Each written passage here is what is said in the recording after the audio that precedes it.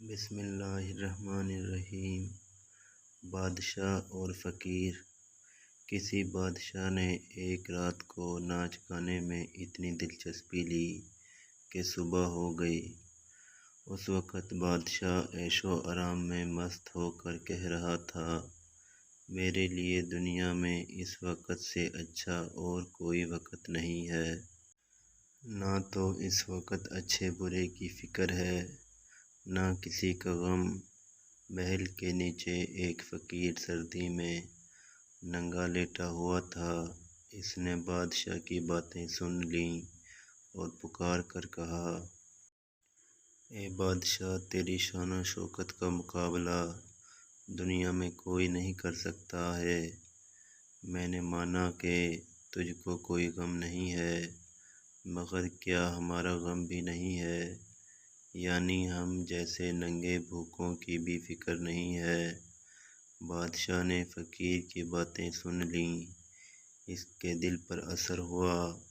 1000 اشرفیوں کی تھیلی نکالی اور کھڑکی سے باہر لٹکا کر کہا، اے درویش، اپنا دامن پھیلا۔ فقیر نے جواب دیا، میرے بدن پر کپڑے ہی نہیں ہیں، دامن کہاں سے لاؤں؟ بادشاہ کو اس کی غریبی پر بہت رحم آیا۔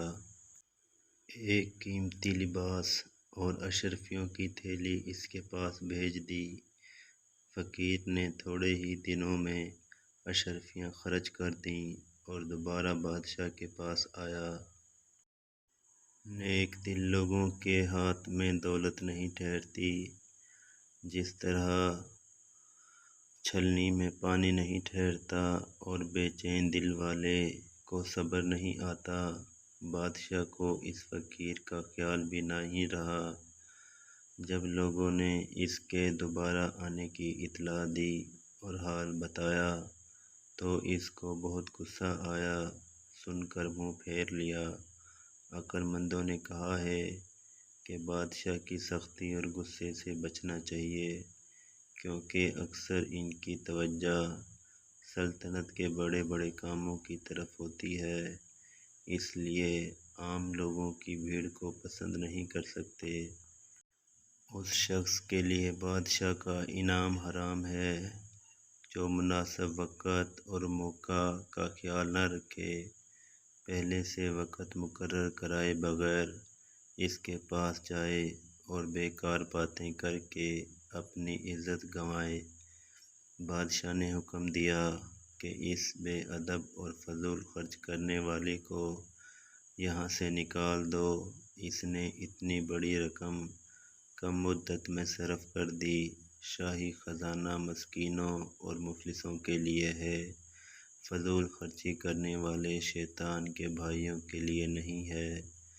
جو بے وقوف دن کی روشنی میں شمع جلاتا ہے، اس کو جلدی ہی معلوم ہو جاتا ہے کہ اس کے چراغ میں تیل نہیں رہا، یعنی فضول خرچی کی وجہ سے مال جلد ختم ہو جاتا ہے اور اس وقت آدمی کو اپنی بے وقوفی پر ندامت ہوتی ہے۔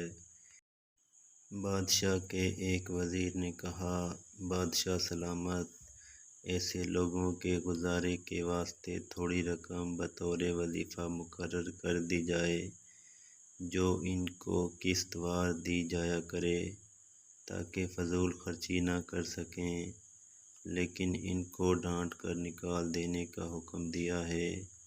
وہ آپ جیسے بلند ہمت بادشاہ کے لیے مناسب نہیں ہے۔